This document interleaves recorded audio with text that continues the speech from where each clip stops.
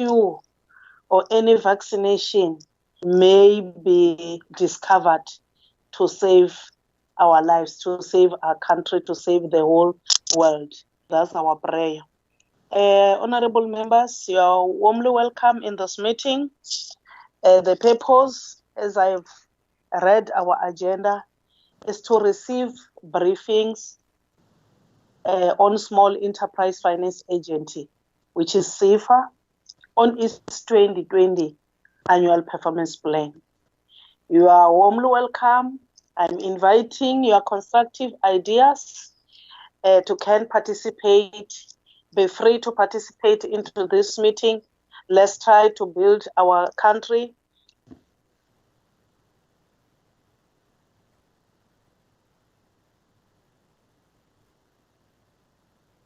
But to monitor the work by the department.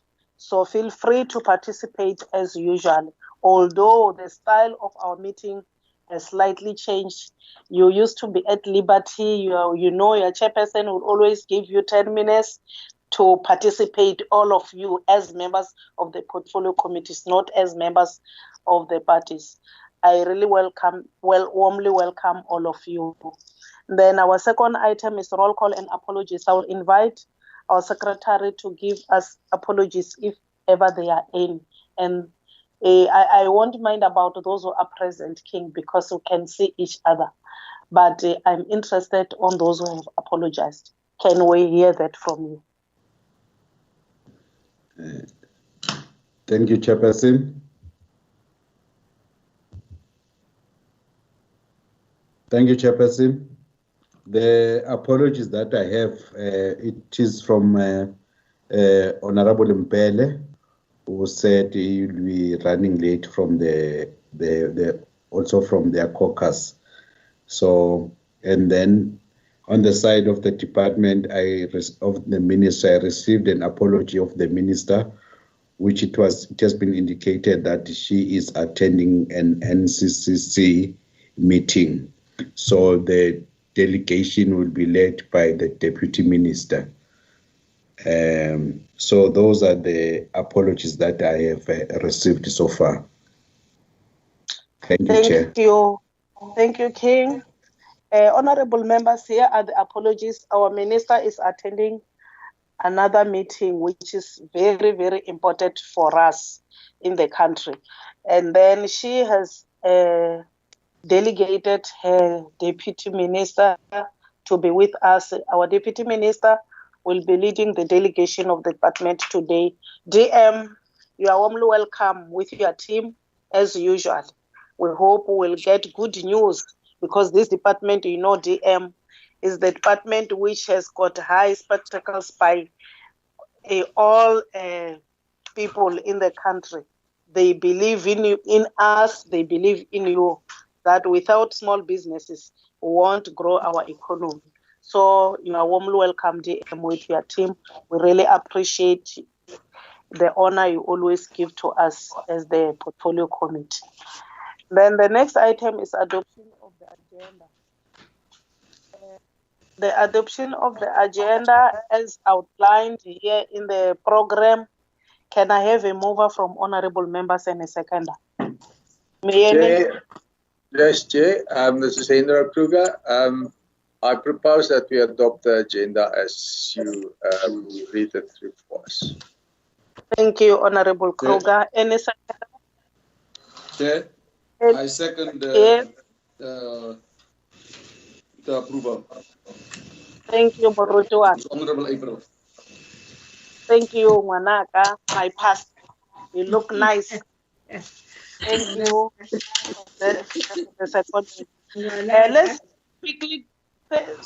Let's quickly go to item 4, which is briefing by Sita. DM, we're yours. We're handing over the baton to you. Can you lead us, please?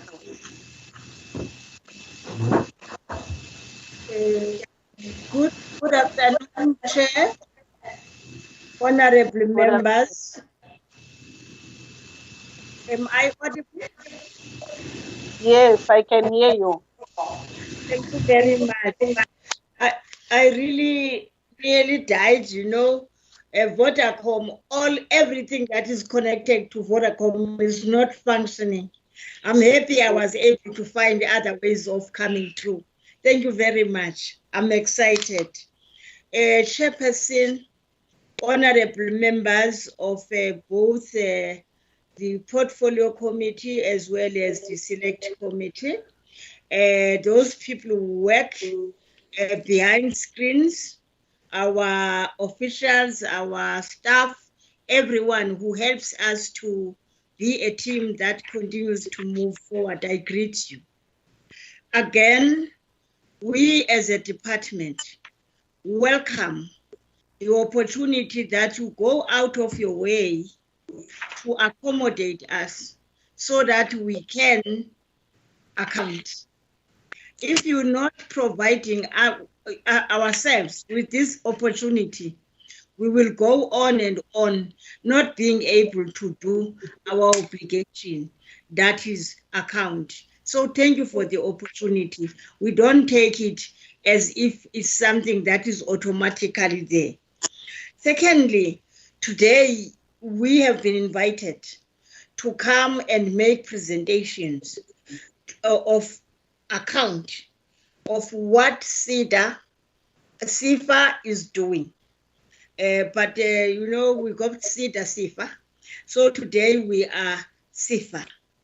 We as a department take responsibility of what they do and also account for the goodness they have done, as well as be responsible for what might have not been done insofar as their mandate is concerned. We are really interrelated and we are accounted for their commissions and omissions. That is why today I am coming along with the chairperson. But the chairperson will actually outline how they are organized as an entity and what their mandate is and what they do.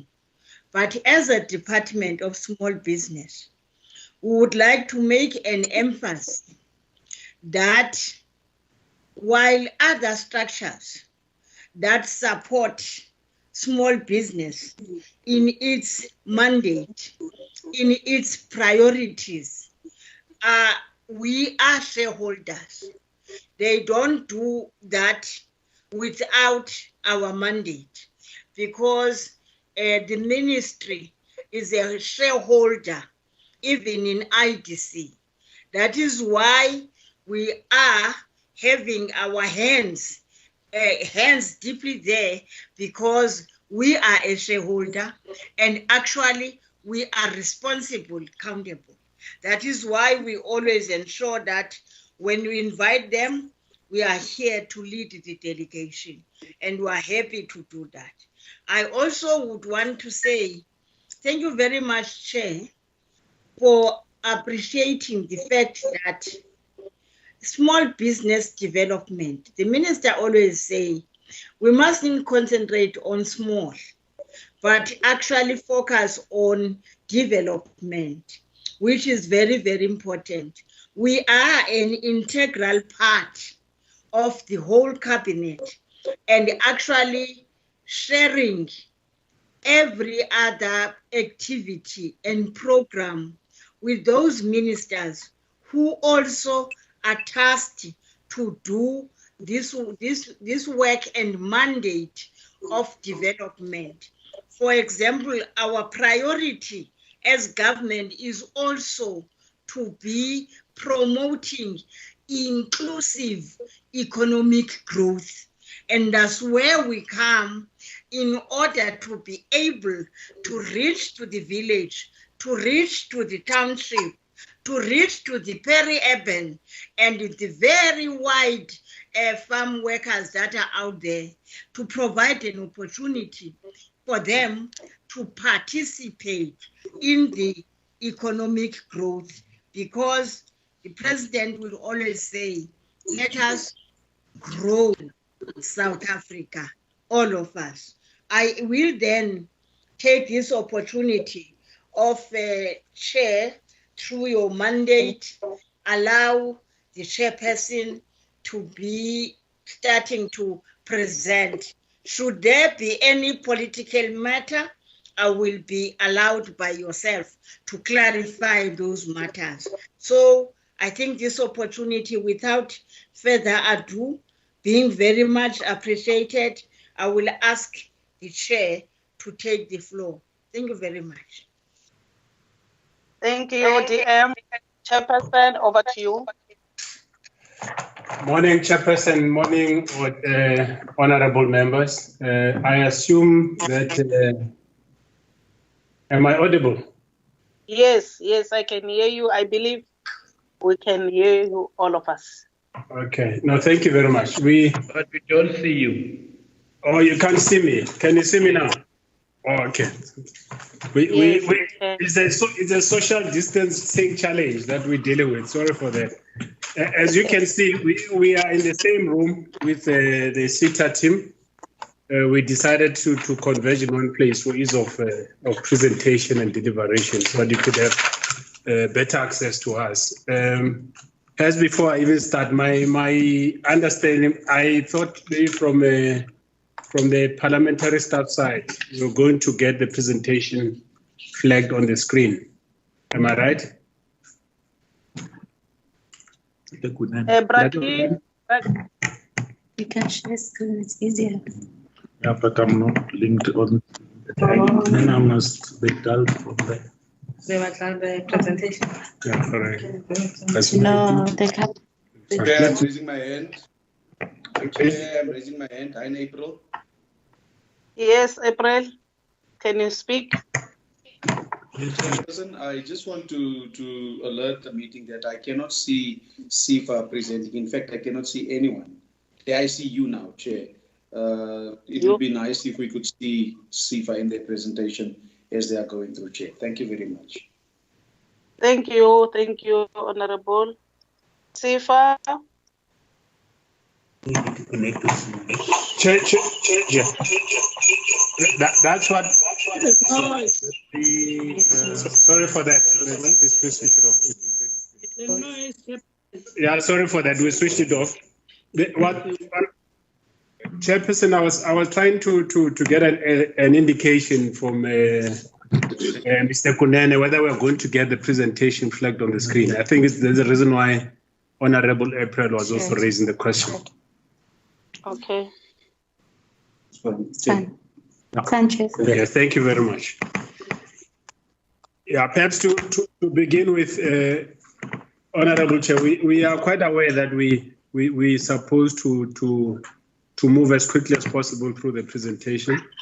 For that purpose, we've tried to split the responsibilities between us so that we can be able to move a bit faster, so that we can give honorable members sufficient time for you to interact with us. I should also acknowledge and appreciate the intro by the Honorable Deputy Minister. She has raised key questions that I don't have to repeat on. Just by way of introduction, just to make the Parliamentary Committee aware, we are sitting with us in the room at SEFA, the boardroom at SEFA. With me are the CEO, the acting CEO, Mr. Lepo. With me again, we have the CFO, Ms. Ralibipa. We also have Mrs. Tumisifolo. In fact, I should say to both of them, they will fight with me. I should say Mrs. instead of saying Ms. Or you just say Ms. so that I strengthen my pronunciation. So we have Ms. Ralibipa, we have Ms. Sefolo, who's heading the lending division. And we also have Mr. Elroy Dex, who's the head of strategy on our side. Without wasting time, Chair, as I indicated, and also acknowledge the presence of the acting DG. Without wasting time, I would like to, maybe by way of introduction, as indicated, perhaps pick up one point which I guess we'll deliberate. It's always there in our presentation. Just to emphasize the point that the DM raised, which is very critical, relating to promoting inclusive growth, which is part of what we carry in our ordinary mandate, but it has even become much more pointed with the challenge of COVID and the impact that it has on the economy. We know that part of what COVID will do is not only to have a negative impact on the economy, but definitely it has a high risk of reversing whatever gains that we've made as far as the transformation of the economy is concerned in our country, which is a key imperative of government policies. But also we understand that that inclusive growth does in fact take a or fault and related relationship. As in, on the one part is the issue of demographics, which is a legacy issue that we face as a country. On the other part is an issue of the equitable development of the economy in the country in the geographic sense. So we are always conscious of that, and as Parliament demands, we try to report in terms of our progress on that front. What I should indicate, as we've been expected, is that the presentation, of course, will cover the corporate plan as presented, but also we would want to know, as I want to believe the committee on another members are aware, that we remain seated with the challenge that because of COVID, there are disruptions on everybody's corporate plan, and also emphasize therefore that as we revise the corporate plan as expected by Treasury, we shall in fact integrate even the inputs that we're going to be engaging with today. So we are alive to that fact even before we get to the deliberations. I would want to, perhaps by way of intro, just to indicate, I'll beg on our members to bear with us that we don't go through the ordinary intros of the presentation, especially the issues around the vision, missions, and all that. We won't do that. We'll focus on that which is core of the core tenets of the corporate plan in terms of the deliverables, whether we're meeting the outcomes of the political mandate that we carry, and of course allow, as I say, if we do that, sufficient time for us to deliberate. I wouldn't want to waste more time. As I said, we would want to allocate more time to make sure that we deal precisely with the presentation and have a much better time for engagement with honorable members. I'll hand over to Mr. Molepo, who will take you through the presentation, and rely on your guidance, Chairperson, Honorable Chairperson, on further engagement post the presentation. Thank you very much. Thank you, Honorable Chair Siwela. Also, I'm sending our heartfelt condolences on what we had this morning, and we hope the family will be comforted. I'm also greeting the Honorable Deputy Minister Tsapa for coming in, the honorable members of the Portfolio Committee on Small Business, our colleague from the department, Acting DG, Mr. Mkumane, the chairperson of sefa, and colleagues that I am with today. I hope you can all see the presentation, and as the chair said, we will move with speed so that we spend time in engaging around the inputs that will be made as we revise this, considering that this is really made in the midst of COVID-19 that all of us are aware of.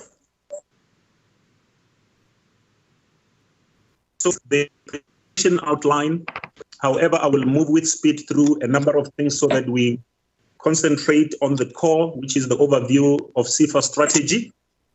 On the introductions, I think let me not delve much onto that, except to say once more that the 2021 corporate plan will, is assuming a strategic posture that seeks to strike a balance between delivery on our mandate, but the pressing need to be financially sustainable and be responsive to the changes in the economic environment as a result of COVID-19 and the sovereign credit downgrade, priorities that are identified in the medium-term strategic framework of 2020 to 25 of the 6th administration.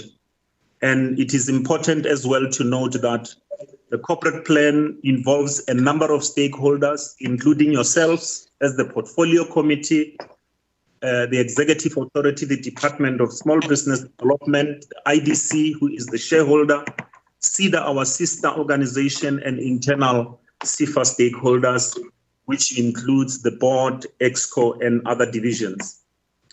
If I just go maybe to one line on this vision, which is really that we are aiming to be a leading catalyst for development of sustainable SMMEs and cooperative enterprises through the provision of funds. That for us, we believe is key in making sure that we deliver on our mandate, the ability to make sure that there is access to capital by all the sectors that I have mentioned. The operational model of sefa is what honorable members are aware of, in that our distribution channels is made through a number of partnerships.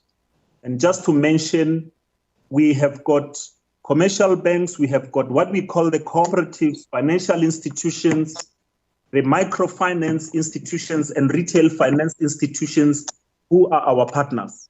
But over and above that, we have got a network of sefa offices throughout the country, and also where we have got co-locations in our offices where we try and deliver on our product. There are 3 distinct delivery channels that we are using at sefa. The first one is what we call direct lending, where we lend between 50,000 up to 15 million rands. Then we have got our wholesale lending, where we partner with some of the partners that I have mentioned above, and where we can go from 500 up to 5 million rands.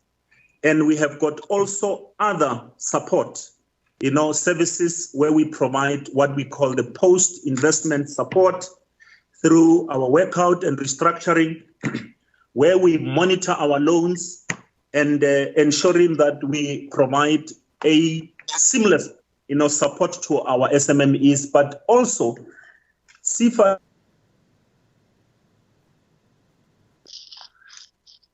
are occupied by a number of tenants throughout the country, including, of course, the fact that we also provide some fund management services as well. So in summary, the corporate plan covers, all the elements that I have mentioned. We have mentioned from slide number 9 all the way up to slide number 10. That is what the corporate plan will actually cover. But maybe just going over the overview of the strategy over the medium-term expenditure framework period is that we have got 4 themes that we are using, which is impact, performance, brand, and organization. And we believe that in the foundational phase of sefa, there was a lot to make sure that we strengthen our core. And that core talks to how we respond to our customers, how we strengthen stakeholder management, brand, for people to know what sefa is all about. But importantly as well, to make sure that we have got focused lending in our delivery model, in going deep into the rural areas and also specific sectors as well, the townships, but importantly, increasing sustainable partnerships and strengthening collaboration with our sister organization, SEDA, which, as you know, as part of the ecosystem, is making sure that they provide us with the pre-investment support so that sefa, as it takes over, we have got, SMMEs that have been supported. But I think importantly is to make sure that we increase disbursement into the economy. The only way to grow the economy is that we need to deploy funds into the economy in order to rejuvenate the economy. Importantly as well, if you remember, I said the posture that we have is balancing between the developmental mandate and the financial sustainability. And therefore, as a result, it means we need to increase revenue, but equally make sure that we contain costs and improve efficiencies. Of course, in the medium term, the intention is to scale up as an organization so that we can start moving into automation. I believe that every crisis brings about an opportunity for people to relook at how they do business better. Here we are today, seated, in Johannesburg, but yet we are able to can deliver on this corporate customers, and making sure that we continuously endeavor to reduce costs as we deliver on this important mandate of sefa. But I think importantly to embed one sefa culture, so that when you walk through sefa, irrespective of whether you are at a regional office or wherever, the messaging is the same. Our long-term view, of course, is that we need to innovate our delivery model where we embed, the artificial intelligence in value chain processes, developing obviously the 4IR as we mature partnerships on our delivery model as well. And this, we believe that over the MTEF period is what we need to concentrate on. sefa is not operating in an island. We have got an executive authority, and our view and the board's view indeed is that at all times we need to align to our executive authority, who is the Department of Small Business Development Outcomes. So on slide 13, we have covered all of that, which starts from how competitive and accessible are we to the markets. And this we do through a number of channels where we disperse loans, we approve loans as well, but touching as many SMMEs as we can in the country, and making sure that we have got a deeper reach in rural towns and villages as well.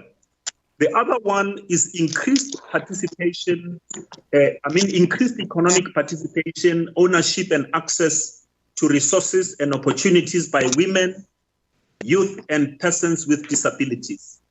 sefa's, a corporate plan and our balance scorecard has got measurements that are aligned to these specific designated groups, so that at no stage are lost out of sight on whatever that we are doing.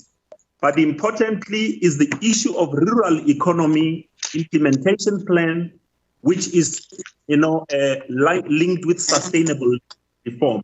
And what is it that we do is that we have got implementation of what we call the Land Reform Empowerment Fund, where we have got funds that are designated in ensuring that this rural economy is actually realized. And the other one is around capable, ethical and development state. How do we make sure that we have got a functional, efficient and integrated government? And this we do around a number of things as an institution in making sure that we revive. So the Department of Small Business Development Outcomes and sefa's goals merge, and those are captured on slide number 14. On the extreme is where we are talking to the outcomes that we have mentioned from our executive authority and what sefa's strategic goals are on both outcome 1 and outcome 2. Now, the loan program strategies starts from the slide that I have shown, where we look at how per every lending channel, starting with our micro lending, our SME in terms of the wholesale lending, the direct lending, and what is called the cooler credit guarantee. What are the things that we are going to be doing and the targets that are set for each one of those channels? And those are the ones that then cumulatively they work out into the number of total approvals that we have shown when we were starting our discussions. Now, I think it is also important to mention briefly, and we will come back to the committee to give detailed presentation around interventions that we employed on how to mitigate the impact of COVID-19. Since the president, declared pronounced the national state of disaster and the subsequent lockdown in order to mitigate COVID-19 and make sure that we level, the care, sefa was really busy in ensuring that we respond effectively to some of the programs that our executive authority, conceptualized for sefa and SEDA to implement. And if I go to the slide around interventions, in the main, there are three main programs that we have been implementing over and above others that the department is running with. The first one is the SMME Debt Relief Fund, which is a fund that was meant to ensure that we support business survivals. The intention is for us not to have the hemorrhaging in terms of job losses, but say as we were under the lockdown, how do we make sure that the SMMEs that are affected, because they are not providing essential services, can continue being supported through this particular channel. So the intention was to cover the payroll, in order to protect jobs and income protection, by also covering, rental costs of these SMMEs as well. The second one was called Business Growth and Resilience Facility, where we're providing working capital only directly to the manufacturing, of the essential products.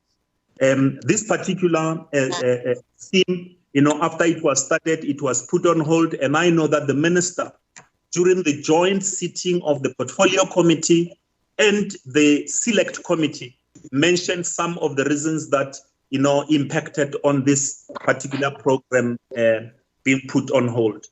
Then the third one is the Spaza Shops Support Program, where we are supporting a networking, of purchasing power, where bulk buying is done by our Spaza shops through a network of wholesalers that we have agreement with.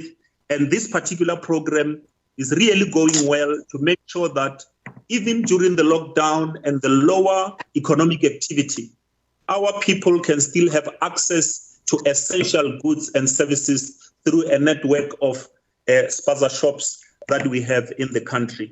And I think it is a possible thing for us to mention that the department gave us, funds to ensure that we support this. And the target is to make sure that we support at the first phase, over 25,000 of Spaza shops over the country. And this is aligned to what the president announced, around a target overall to reach as many Spaza shops as we can. The other intervention that we had was what we call the payment holiday, where the sefa portfolio of clients that were also affected by the pandemic needed to be given a payment holiday on both interest and capital that they borrowed from sefa. And this has been given for a period of between 3 up to a maximum of 6 months, as we continue monitoring them, obviously as the risk levels are reduced to a level where they can, some of them start going back to provide services to the economy. So this is one of the things that we did as well to make sure that there is long-term business survival, but also to help cash flow improvements in some of those businesses that were affected. So if you allow me, honorable members, I will just briefly ask our CFO, even though we will not go into detail, just to briefly go through the financials, which are before yourselves, and then at the end, I will also just then ask that we close off, with some of the elements that we will be having in our balance scorecard. Thank you very much. Honorable Chair, honorable members, I'll take us through the financials, and as the Chair has previously said, these financials are before the impact of COVID-19. So we have not taken into account the impact of COVID-19 in this. The interest income has been forecasted to triple in 3 years from 67 million that has been that is shown in the 2019 audited financial statement, and is forecasted to increase to 194 million in 2025. The MTEF allocation remains the largest contributor of income at 246 million in the 2021 financials, and this is followed by interest income, which is the second contributor to income, and followed by other income and investment incomes. sefa continues to rely heavily on the MTEF allocation as a source of income. In terms of expenses, our impairment expense remains the largest contributor in terms of our expenses, sitting at approximately 337 million in 2021. This is followed by our personal expenses at 269 million and our investment property expense at 98. If you go to the next slide, the balance sheet, we are forecasting that sefa will hold positive cash balances over 5 years up to 2025, with us ending at 636 million in cash reserve in year 5. And again, sefa is also forecasting a growth in the loan book. In terms of the sefa loan book itself, we are forecasting a growth from 389 billion in 2019, and we will grow our loan book to 869 million in 2025. We have also shown the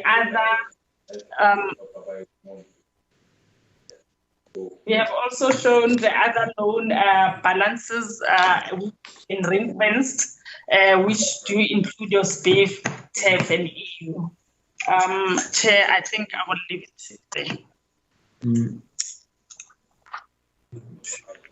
Chair, we can finish off with the balance scorecard just briefly.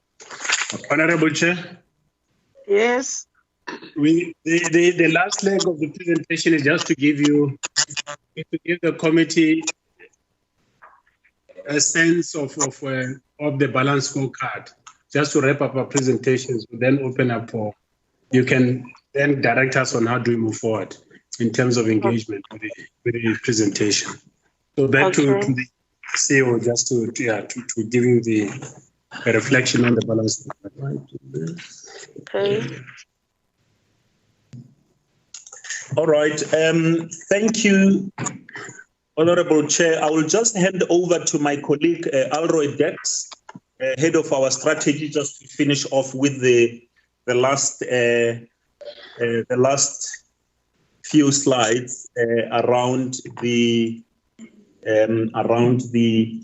corporate balance scorecard. Thank you, CEO. Good afternoon, honourable members and colleagues. The balance scorecard is just a summary of the sefa's performance outcome over the 5-year planning period, and basically tries to measure the key indicators of the organization performance, which relates fundamentally over the loan book performance, where we're focusing on tracking really the approvals, loan book approvals, the disbursements, as well as the number of enterprises and jobs that will be facilitated as a result of the intervention.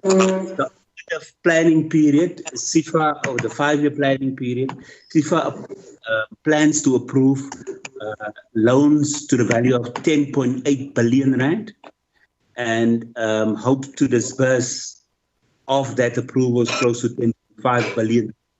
And in the process, we aim to facilitate, to support close to 800,000 companies, and basically try to facilitate. And if I talk about jobs facilitation, we're talking about jobs that's going to be maintained, as well as new jobs that's going to be created over the period, and which is close to 9. Really, how are we supporting different targeted groups in the economy. And as SEFA will find those targeted groups as support that we're going to give to youth, to enterprises that are located in rural villages and townships, support to women-owned enterprises, and support to Black-owned enterprises and township enterprises, as well as support to people, entrepreneurs living with disabilities. So over the MTEF period, we've stratified, or the planning period, we've stratified those support we will give over the 5 years. So for youth, we're targeting to disburse close to 4.2 billion rand. For support to enterprises located in rural towns and villages, 2.7 billion. Facilities to women-owned businesses, 5.2 billion. For Black-owned enterprises, 5.1 billion. And for township enterprises, 6.3 billion. And then facilities supporting entrepreneurs with disabilities, 317 million. We've also looked at some indicators that relates to how we want to measure human capital in the organization, and that we are conducting every second year. We're conducting an external human capital survey that talks to the satisfaction of staff. And over the 5-year period, we want to achieve an index of 85% on the Human Capital Development Index.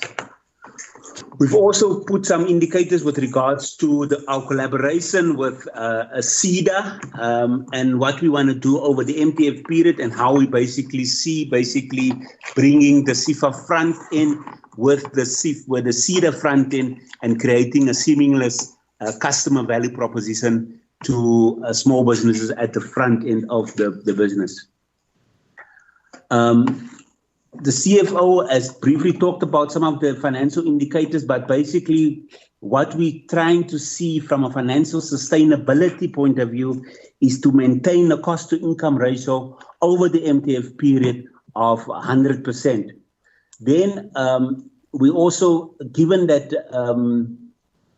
the period which we are going in is going to be a very challenging period, we've identified impairments as a key indicator that we want to measure over the MTEF period or over the 5-year period, and we're projecting to try to maintain an impairment rate of plus minus 80% and a collection rate of 30%.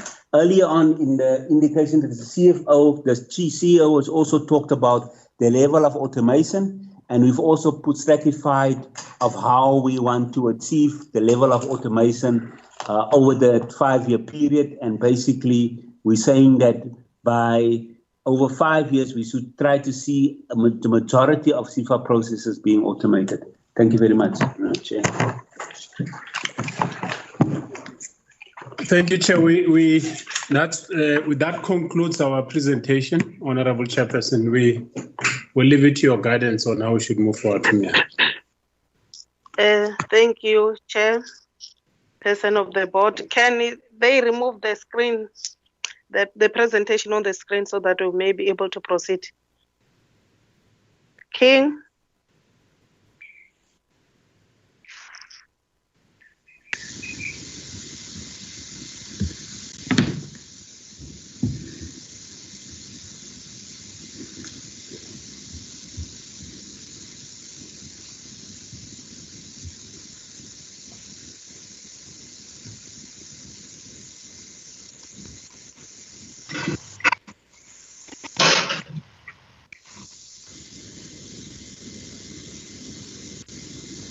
Hello.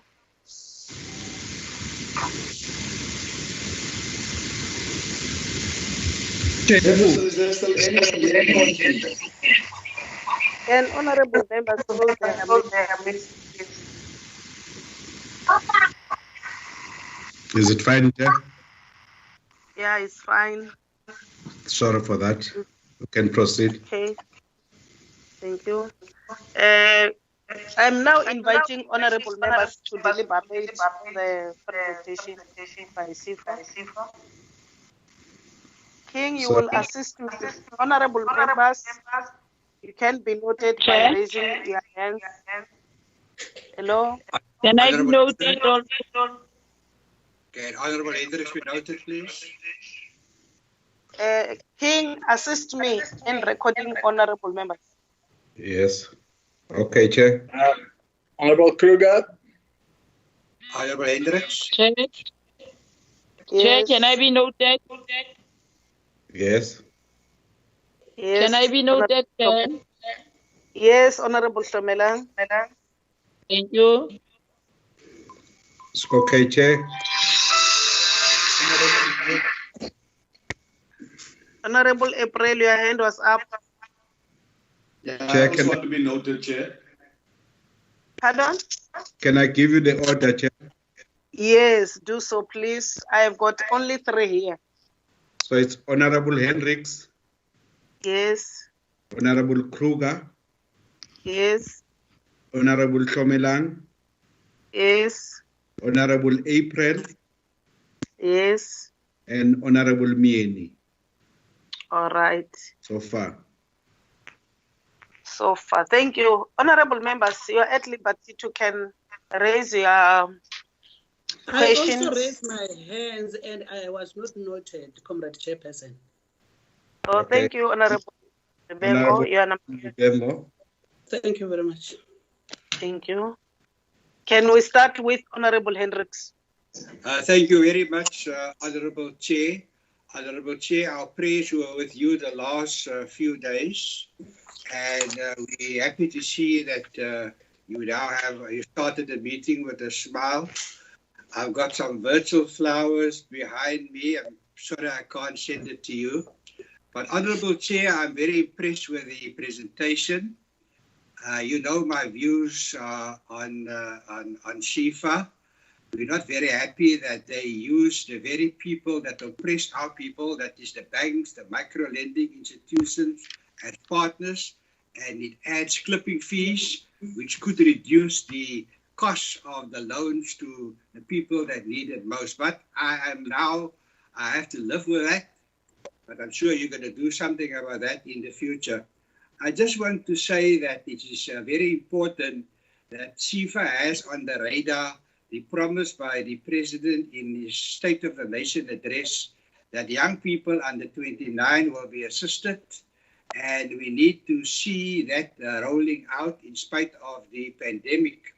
We also have been given the assurance by the Acting Director General that they have already completed schemes to support 2,500 auto fitment centers, 10,000 mechanics, 2,000 bakeries, and 100,000 spas and shops. I hope that SEFA will keep and SEDA will keep their eye on the ball, and make this a reality. They give too much money to the enterprises, want millions of rands of loans. There should be an even spread, and the Acting Director General has said that he's going to make sure, with your support, Honourable Chair, and I hope you will support him, that the money that they have will be spread equally amongst the provinces. So demographics is a nice leveler. And in each province, we need to make sure that the demographics is also respected, because the townships, the rural areas, people with disabilities, a rural area that I'm very familiar with is a Cape Flat. If you look at the track record of the 10 years, they have been hopeless in respecting demographics, in spreading the assistance all over the country, and they seem to just go where they can find an easy way. They're not following the difficult routes. So I just hope that they will put their shoulder to the wheel and make the difficult exercises so all the people in South Africa can benefit equally. Thank you very much, Honourable Chair. Thank you, Honourable Hendricks. I believe they've captured it very, very well. I really appreciate that you are highly concerned about our vulnerable people in our rural areas.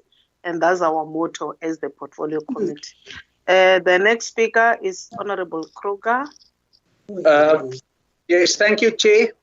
And thank you for the department or for SEFA for the informative presentation. First of all, I just want to agree with Honorable Hendricks. I think the footprint of SEFA, especially in the rural areas, needs to be worked on. But it seems like if you listen to the presentation, that the footprint in rural areas is going to be a high priority for them. Chair, I just want, there's 3 questions that I want to ask. First one is whether the COVID-19 financial relief will only be allocated to qualifying SMMEs according to the BBBEE Act of 2003 as amended. And then I can't remember what was the official's name. He talked about the recovery rate of 30%, but he went over it very quickly. So I just want to get more clarity of the recovery rate of 30% when he talked about it.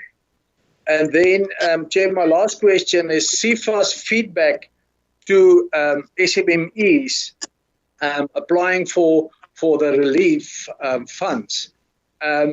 Many SMMEs sent me an email that they received from SEFA, and it seems like it's a generalized email that just cited they need some more information. And then, of course, the SMMEs show me that information was already supplied with the application. So I just want to know, do they have this sort of a generic email that they send back to all the SMMEs that applied for relief? Why is so many SMMEs getting the same reply from SEFA? And how far are they working through the millions or thousands of applications? Because the SMMEs out there are very definitely in stress. And I got a call, for instance, this morning of a woman, businesswoman, and she's ready to commit suicide. So I want to know how fast and how far are SEFA working through this applications for COVID-19. Thank you, Chair. Thank you. You have raised important questions. I believe they are noted. I'm just having a concern on the last question, on the one who wants to commit suicide. If I can also be furnished with that information as the chairperson, I will appreciate. The next speaker is Honorable Tlhomelang. Hello, Chair. Hello. Chair, can you hear me? I can hear you clearly, okay, baby. thank you. But I can't see you well. You. Can you position yourself well? Yeah, I can see you now. You can. Yes. All right. This coronavirus has, and it is still disrupting people's lives and the economy. I got 2 questions, Chair. My first question, Chair, is you can't hear you. I can't hear you well. I believe even the department. I just want to understand how many spaza shops have been helped thus far by SEFA. Honorable Tlhomelang, can you come again? Can get it. Can you hear me now? Yes, I can hear you now, but I didn't hear you. Yes, I can hear you now. Come again. No, Chair, I was okay. My first point was an input. I think you have captured it correctly. Let me go straight to the questions because of this network problem. My question, Chair, is I wanted to check how many spaza shops have been helped thus far by SEFA. If we can get the breakdown in terms of the provincial assistance that has been provided, because my interest is on the township, rural, and the vulnerable group. My second question, Chair, is that in the presentation, I've came across the intervention in terms of the payment holiday. My question is, how is SEFA going to be affected? Does SEFA have alternative ways to increase the revenue? Because if they are giving the holiday payment to the SMMEs, which means that now they are not generating the revenue, do they have ways to generate the revenue? And then, Chair, I wanted to check, how does this process affect the operation? And how does it also affect the long-standing application that has been there before this pandemic? Do we have a recovery plan or a future plan, Chair? My last question in terms of this intervention is, I want to check if they have categorized the payment holiday in terms of the SMMEs, because I don't think all the SMMEs do qualify for the payment holiday. My last question, Chair, will be how far, Chair? Check, do you hear me? Yes, I can hear you. I'm listening attentively. Proceed. I can't hear you now. Come again. Hello. Okay, Chair. I can hear you now. Is it better now? Thank you, Chair. Yes. My last question, Chair, is in the light of this COVID-19 crisis, the impairments could increase. What are the implications on this viability of SEFA as a business? And the last one will be the process of transferring this SEFA into the department, as we have long agreed. It's been in the public domain for a very long time. Thank you, Chair. And my apology for the network problem. Thank you. I hope they have captured your questions. The next speaker is Honorable April. Honorable April. Hello, Chairperson.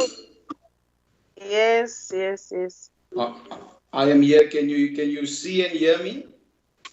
I can hear you. I can't see you. I can see you now. Yes. All right. I can see you. I just want to raise the following couple of things, Chairperson. Let me join the Honorable Kotlomelang in saying that it was really a very good presentation. And I want to say to the team of SEFA that has prepared this presentation, thank you very much. It is very good to see the amount of work that has been able to accomplish. We do agree that a lot more still needs to be done. What I want to raise for consideration is that for direct lending, the minimum is 50,000 Rand. And for indirect lending, it is 500 Rand. In the spirit of promoting financial borrow directly and benefit from the direct lending interest rates that SEFA has got. Further to this, Chair, the lending facilities of the intermediaries go up to 100 million Rand. What is the highest interest rate that these intermediaries charge? And what are the repayment terms to the end user, which means the people that we are assisting?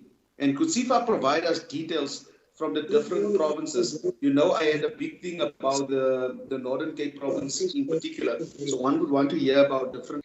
April is saying, proceed, Honorable Member. You can proceed. Thank you, Chairperson. I would like to raise issue for consideration. Could SEFA update the committee on the repositioning of the direct lending program and the disposal of the property portfolio?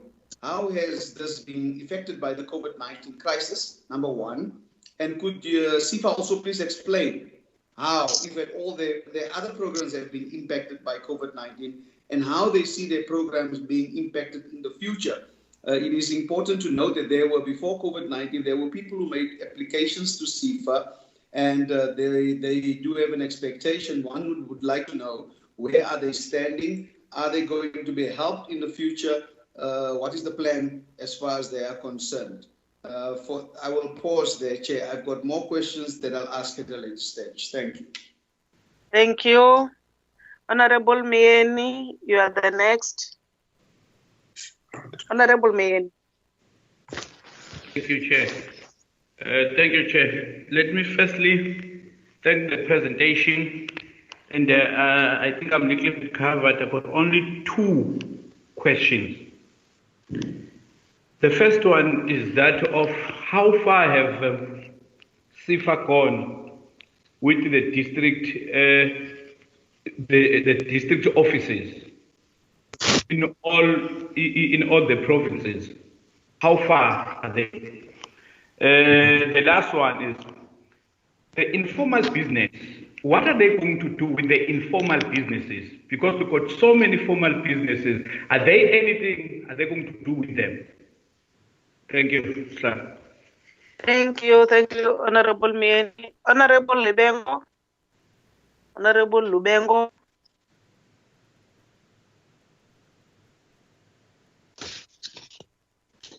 Sis Lorraine. Sis Lorraine. Are you struggling? Chairperson. Yes, I can hear you now. Thank you, Chairperson.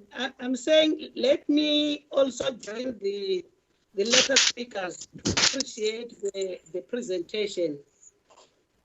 Chairperson, I did not hear Honorable Hendrik questions clearly because of the network where I am now. But however, let me strategy indicated here that in township and rural villages. Comrade Chairperson, I just wanted the sefa to please expand on how this is done in support of outlets in rural villages, where there are challenges of resources, access, and also challenges with connectivity, among others. What special measures do CFAs have for rural villages? I think it's a person for now. Thank you. I think you were the last speaker. Honorable Whip, are you covered? Do you want to Chair, can I come in? Yes, come in, Papa. Thank you, Chairperson. Greetings to all the members. Let me also record my appreciation for the report. I think under the difficult conditions, we must commend the department under the leadership of the Minister and the Deputy Minister. Just a few issues that I have for consideration for the department. There is a fraud hotline, but during this difficult period, there's also going to be people that comes up with scams and loopholes trying to jump the system. What is the strategy by CFA to deal with these scams and to ensure that the relief fund is actually going to the intended beneficiaries, the poorest of the poor, the most needed small businesses? Then my second question is, could CFA elaborate on the partnership with the Nedbank on the SPASA grant fund and what's the conditions thereof? And also, when SPASA shops access these grant funding, what is the possibility of extending it to all the other banks so that we can have a greater foothold? And then we were told that there's lessons that we can learn from the Standard Bank experience where more than 3,500 small businesses and 22,000 employees were assisted within 6 weeks. So what are the good lessons there, and how can the department and also CFA learn from the banks? And then my final question is, are companies allowed to access both private in this? Thank you, Chairperson. Thank you. You were the last speaker. Before I give Honorable Chairperson, it's Honorable Mbele speaking. Oh, you are in. You're welcome, Honorable Mbele. Yes, Chairperson. Thank you very much. My apologies again to the colleagues for my late arrival. I had given my apologies to the committee secretary about our cook meeting running past 12.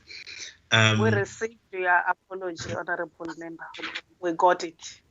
Thank you very much. Your apology was accepted. Proceed. I do appreciate that. Chair, I had previously looked at the CFA presentation, so I'll just jump straight into my question. And that has to do with the loan guarantee scheme that had been announced by the President. And to just ask a two-part question. Firstly, could CFA give us any clarity or explanation if they have any possible role in the ambit of that loan guarantee scheme, given that many small businesses will be depending or hoping for that mechanism to be a lifeline for them? So, for example, I mean, I know that it's being handled by National Treasury, and it's a partnership between National Treasury, the Reserve Bank, and the major retail banks. But did CFA perhaps happen to give any inputs as to the design of that in order for the small business voice and the small business perspective to be taken into account in designing that? And then obviously, in terms of the internal loan guarantee scheme that CFA has, the cooler credit scheme, is there any envisaged expansion of that in order to supplement those efforts? Because some of the feedback that I've been receiving from small business owners and from sole proprietors is that in having applied to their financial institutions that they bank with for the government's guaranteed loan, they are being deemed to be not creditworthy enough or not to be eligible. And I think we all know that even in the best of times, the commercial private sector banks are reluctant to extend credit to small businesses. So it's going to be even a more tighter space, given the challenging economic times coming ahead. So the assistance of CFA through the cooler credit scheme could be a lifeline for many of them. Thanks very much. Those are my two questions. Thank you. Do you have any other honorable member who has arrived? Please, next time. In the absence of any member, I would now invite Honorable Hlomelang. Your mic was on. Thank you. I would invite the department to respond. Chairperson of CFA, with your team, you are at liberty to can respond to all the comments and the questions raised by honorable members. I'm happy, honorable members, you were having a lot of questions, but you were so brief, and I believe they have captured them properly. Please stick to the answers because we are running out of time, because this is not a normal meeting, as I've indicated in my opening remarks. Over to you, Chairperson. Honorable Chair, thank you very much. Perhaps we should, we should definitely start with our appreciation for the warm response from the committee. We really appreciate that, for the commendation that you gave to us. We wish to make sure that we respond at all times to what you request us to deliver on. I just want to request just a small assistance, Chair. When Honorable April was posing his questions, we missed him a bit. If we could just get a quick summation of his questions so that we can respond at once to all of them. Thank you, Honorable April. Can you repeat in brief your questions? As I indicated that there was a lot of noise by then, and the Honorable Hlomelang too was being interrupted by the network. I wonder whether the questions have been captured, all of them. But I'm now inviting Honorable April to do so. Sorry, with Honorable, excuse me, Chair. With Honorable Hlomelang, we are fine. We did get all the questions. Okay. Yes. Okay. So Honorable April. Honorable April. Okay, Chair, I don't know from which side I must start, but let me just, I was talking about the direct lending, the minimum of 50,000 vis-a-vis the indirect lending of 500 Rand. And I wanted some explanation, SEFA to explain the difference. And my question was why micro businesses, those borrowing between 500 Rand to 50,000, cannot borrow directly and benefit from the direct lending interest rates. Further to that, I asked that the lending facilities of the intermediaries go up to 100 million Rand, and I asked what is the highest interest rate that the intermediaries are charging. I also wanted details per province of the foresaid about the intermediaries, and are they standardized, and how much are they lending out per province. The next, what I asked is, how does SEFA ensure that the interest rates charged by intermediaries to the end user, small, micro, and medium-sized businesses are fair, given that SEFA is providing relief and support to the intermediaries during the period? How does SEFA ensure that the intermediaries reciprocate and also provides relief to small and micro enterprises? And then I wanted them to consider could SEFA update the committee on the repositioning of the direct lending program and the disposal of the property portfolio. How has this been affected by the COVID-19 crisis? And then the last thing that I said is the programs that SEFA, there are people that applied for funding and assistance from SEFA before the COVID-19, and I wanted to know how are they affected? Is SEFA going to run with their programs or not?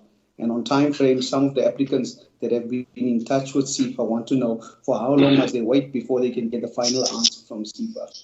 That was it. That was about it. Thank you, Honorable April. I believe, SEFA, you have captured now all the questions. The ball is now in your court. Chairperson of the board, you will guide us with your team there. Thank you, Chair. Thank you, Honorable Members, and thank you, Honorable April, for restating the questions. I will try and deal with most so that we can manage the time. Colleagues will come in to give you where the details are required, as I indicate. I think from Honorable Hendricks' side, I understood the input more of the guidance in terms of what we're doing, and also highlighting to us the... Apologies, Chairperson. Yes. It's King. I will request SEFA to switch on their camera. Is it possible? Okay. So that you can see them. Okay. Thank you. Yeah, they must switch it on so that we can see them. We don't see them. It is on.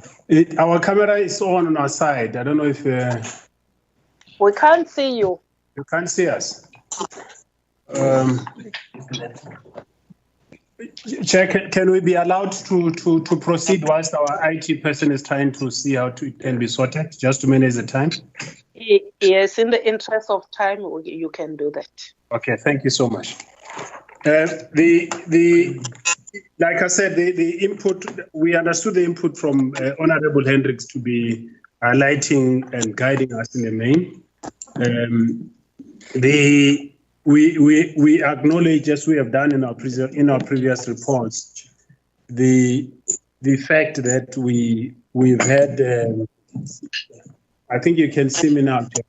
Yes. So we're supposed to use two screens now whilst we're trying to So we acknowledge the shortfalls, as Honorable Hendricks has said, as indicated, as we've also reported in the past, particularly around penetration of what we would call the underserviced areas. I may not necessarily limit that to rural, but also indicate, as we've always said, the issue about penetrating the townships in terms of uptake of our products. It's work in progress for us, Chair. We're working quite hard to make sure that we do respond in that regard. Part of it has to do with us understanding the constraints in the market, especially in the township market. What is it that is in fact a deterrent, or what is it, whether it's market driven or it's a question of access by the enterprises in those areas. So we're trying to understand as much as we can the depth of the problem, and we are confident that going forward we should be able to report to you a better progress in as far as our penetration rate is concerned. Honorable Hendricks also made mention, acknowledging rather, the intervention as announced by the ministry on the support for micro businesses like bakeries and so on, not listing all of them. We agree that we have to spread the money, both geographically, also in terms of the type of enterprises. And that's exactly what we are, in fact, beholden with. That's what we're working quite hard on. I also understood from his input that he is already aware of the products that are being put in place.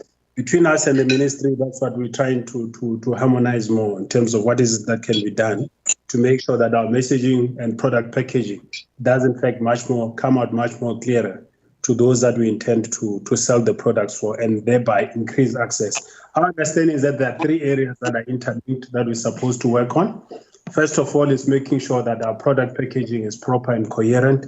Secondly, is to make sure that we do, in fact, promote the very products effectively that we intend to roll out to the market, but also as part of our continuing challenge to make sure that we always increase access to SEFA by those that want to gain funding for their businesses.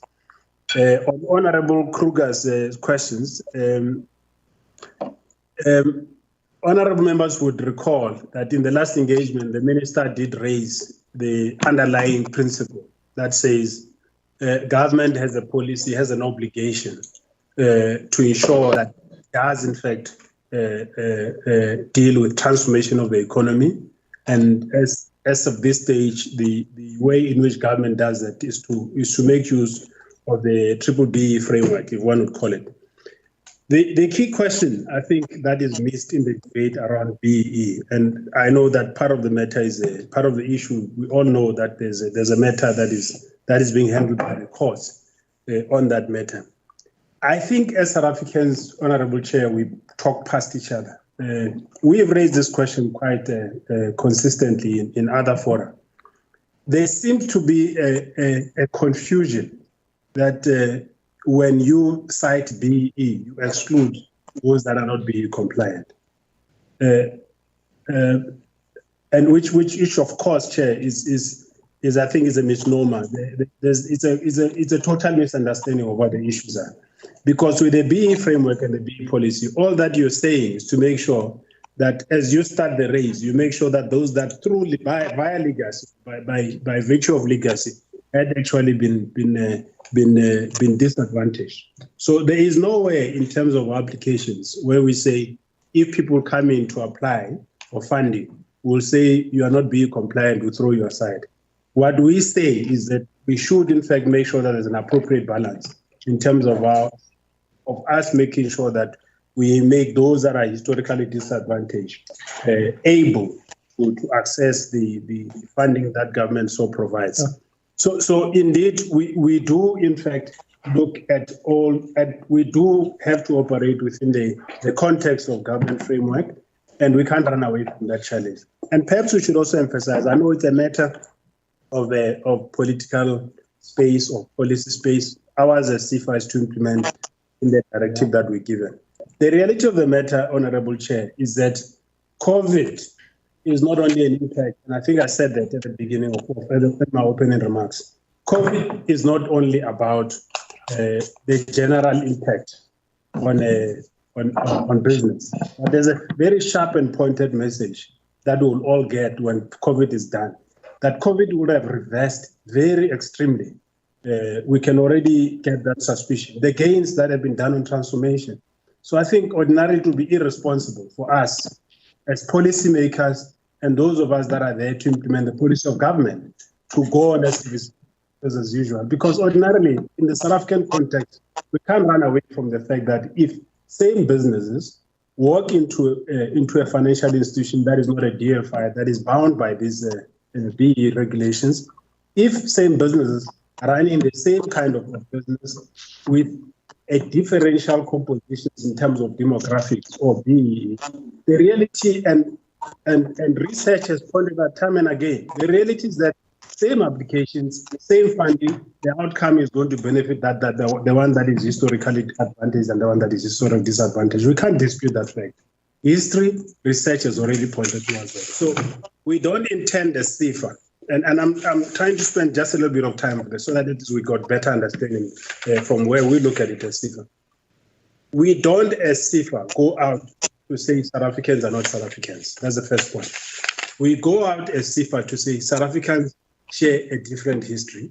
South Africans have different privileges. South Africans have different barriers, yet they are all enterprises that are suffering from the impact of COVID. And therefore, we do it responsibly in terms of how we lend. And colleagues and honorable members might actually be surprised at the end of the day at the extent to which we've been able to get that balance in terms of at least applying that responsible fashion of making sure that we operate within the policy space without disadvantaging those that are historically disadvantaged. Remember, one of the things has to do with what the Honorable April also raised it, and so did members of the committee. The fact of the matter is that there are issues that might have to do with infrastructure, that might have to do with location, over and above the historical privilege, the prejudices that people are faced with, that continue to be barriers to our people, even at this stage. So I hope we will be able to, have been able to unpack that much better so that there's an understanding. So in essence, we say, when you say BE, you are not saying you're excluding every South African that is not BE. And I think that needs to be understood. And we should, in fact, comprehend it in that context. So the other question relates to I think, which is we would share with Honorable Hendricks on the automated mail.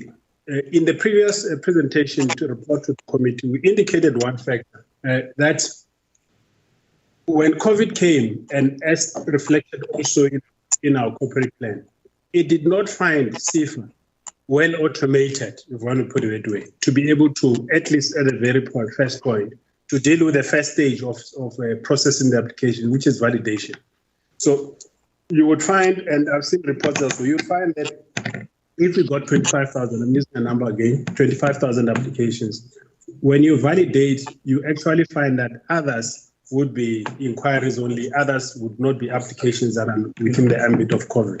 So what you do when you automate, you would, in fact, at least as a first entry ticking box point, is to make sure that you have an automated response that at least acknowledges that the application has been received. I wouldn't want to come out here and bluntly defend CIFA and say the response would not have errors. If honourable members would allow us, I'd want to go back and check exactly what the standard led, or if Honourable Hendricks could also assist us through the committee, staff support staff rather, forward the type of response that those enterprises that have made inquiries with him have done. So if indeed there's a standard response that said we don't have information, then that would have been an error, something that we have to correct. What we know with COVID, and I think the president has already said that in a mouthful around it, is the fact that with COVID, all of us have been learning. So we know that we would not be perfect on everything. We've been inundated with making sure that we respond as possible. We don't delay our people and they stand out there not knowing whether, at least first of all, we receive the application, and secondly, whether the application is being attended to. At the back office, we're trying as much as we can to clean those gaps and make sure that we're able to deal with what is in fact outstanding. The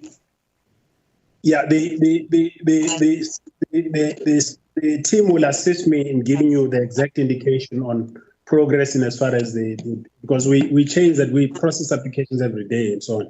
So we'd want to give you the most recent figures as far as progress in processing applications is concerned.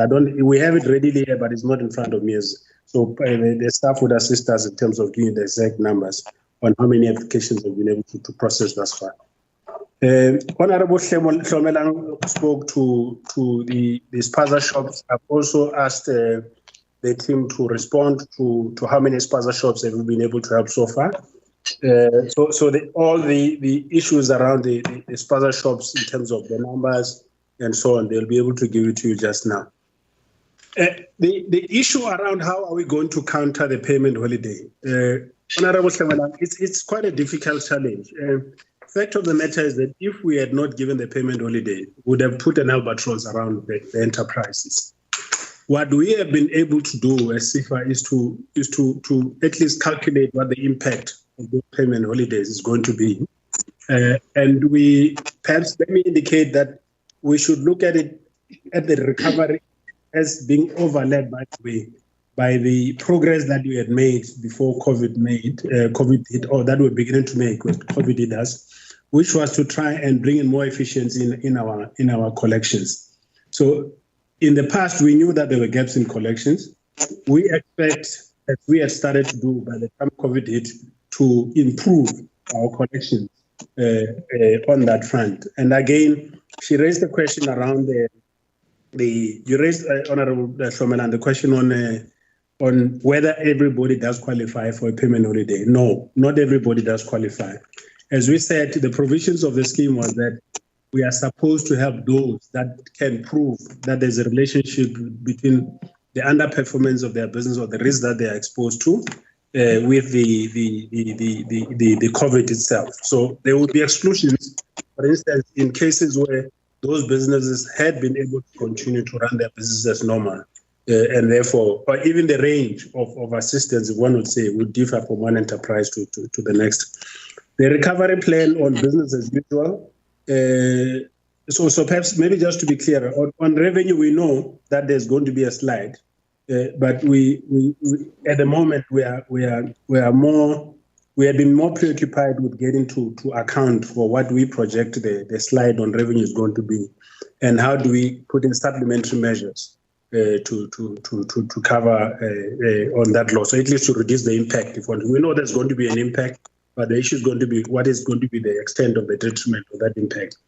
On business as usual, we are pleased as we have begun to see, honourable members, that the economy is going to be opening up. SEFA had been designated as an essential service player. We had to, as a result of the pressure on COVID, there was no way that the SEFA capacity was going to be able to handle our traditional business programs together with COVID. It was just practically impossible because we got overwhelmed, as we see. On average, if we're receiving inquiry, just to give an example, through our call center, they jumped to I don't know, crazy numbers, if one would call it, for lack of a better word. We were dealing with 5,000 and more per day in terms of inquiries. So it has been quite difficult. We had to make sure that all the capacity that we have is dedicated towards making sure that we respond and we're able to assist our people as fast as possible.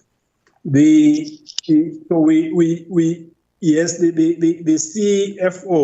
would give you some bit of detail on the implications as far as SEFA sustainability is concerned. We've calculated that, we know where the figure lies as far as the COVID implications on SEFA sustainability. Perhaps what I should also say is that although we had not formally communicated in our engagements with the ministry, we are already talking about when do we go back to business as usual. That was a key point of the Honourable Hlomelang's question. We will be communicating soonest as far as what is it that as far as that position is concerned. We are also very eager to go back to business as usual. We know it's important for restarting the economy. We can't, in fact, come in after the fact. We have to be ready at that time and make sure that we respond, especially with the applications that were already seated, as Honourable Hlomelang and Honourable April has raised. The applications that are already in the system, we would want to go back and process them as fast as possible.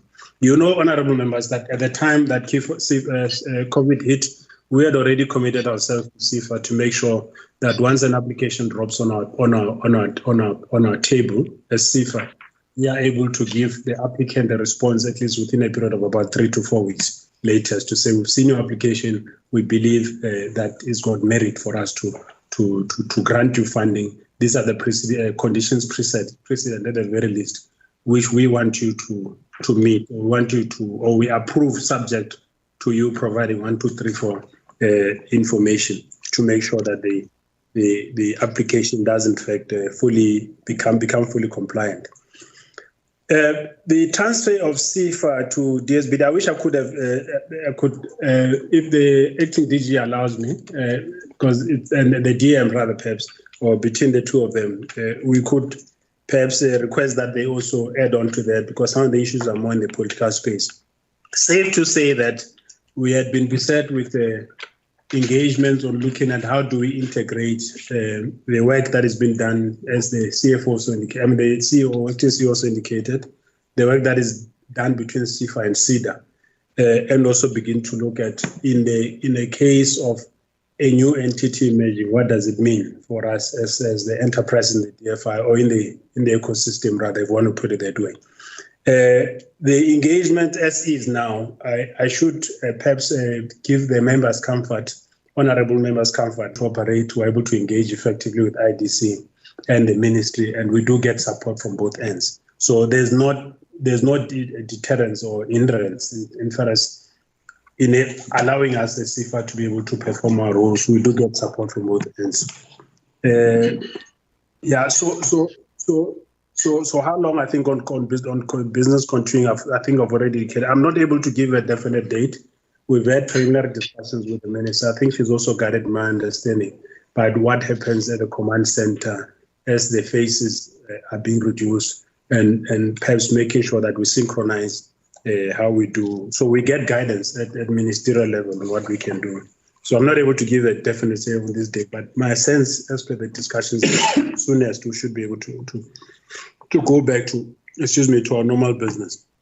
The questions raised by Honorable April, for the sake of time and to make sure that we were able to, except for the one on disposal of the property portfolio, I would, and the one on the disposal of the property portfolio, the ones on the RFIs and lending to micro enterprises, and the issue about keeping the interest rate although I can respond to that, I don't want to waste time. I would like to leave it over to the CEO. And the reposition of direct lending, the CEO would respond to that. On the disposal of properties, we are aware as the current board of SEFA that there had been submissions and report to the board, to the parliament and to the department on what is supposed to be done. We engaged with the matter when we got to SEFA as an interim board, and we held a view that says it's important that we go back and get a real understanding and feel of the property portfolio of SEFA as a whole, and see if there could be some kind of creativity or perhaps a fresh look at what we can do. Unfortunately, so as a result, the board went out to have a cold-face experience, one would call it, to inspect to go through all the property portfolios that we've had. We've done Western Cape, we've done Eastern Cape. I've reported this on the past. So we've done the coastal areas in the main, KZN, Eastern Cape, and Western Cape. We were unfortunately not able to finish off our site visits on properties in Gauteng, in the Free State, in Northern Cape, and Mpumalanga. Mpumalanga, I think, in my recollection, is one property that we're talking about.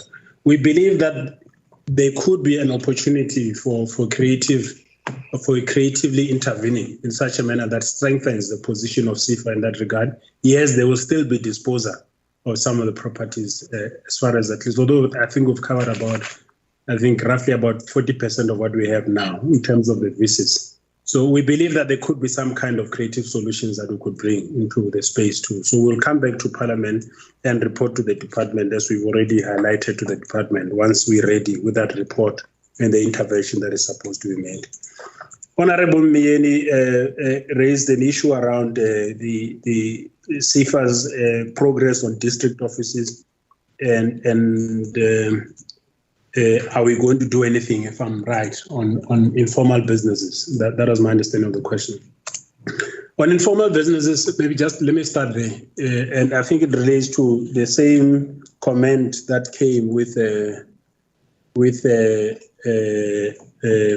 Honorable Hendricks, if I'm not mistaken. Yeah, because he raised those ones, although some of them have not formalized. Perhaps let's just highlight the fact that in a maiden speech, the minister spoke about the issue about the need for the department to put up the SMME database. What COVID did, as we say, COVID also offered a learning opportunity. What COVID did for us was to give us that opportunity to try and propel with much more vigor and speed the registration process, increase the number of registrations. There are a lot of questions that come whether we should be registering spaza shops or not, but I think the minister explained it quite well. So our understanding of formalization is that is partly about registration, but not registration in a manner that impedes the capacity or throttles rather the survival or the ability of micro enterprise to operate. It's more about take stock of what we have, so that we can know how we can intervene. If we know that we have so many enterprises and they are located in these areas, it makes it much more easier to intervene when we implement our programs. So that's part of I may not be exhausting, perhaps in terms of response. That's part of the intervention in terms of formalization, which would give us, as I say, a reverse opportunity for us to be able to respond in terms of servicing those enterprises. In the presentation, you would have picked up that there's an area where on the strategy side, on loan program strategy, we talk about the work that we are already doing in the micro lending space. We know that there may be a thin line in terms of differentiation of the two.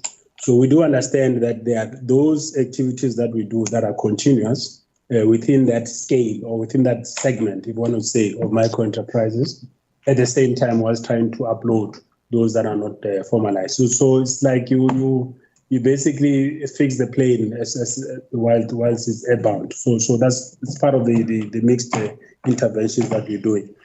The question on SEFA's presence, I think that's what it means also, if I'm right, and in terms of its reach across the districts. At the moment, our preoccupation, as we indicated in the past, we are faced with a situation where we already have a CEDA that has far much more offices than what SEFA has. We already have a situation where SEFA and CEDA have been reaching out to the municipalities and the partnership led by the department that has been struck with SALGA. What we are doing is primarily as a bare minimum to make sure that we strengthen that intervention and cooperation between, because when we are more integrated in approach, it becomes better for us to do so. There's an area of work that we have not mastered, which we have been debating, perhaps we have not spoken much about in our previous reports to Parliament.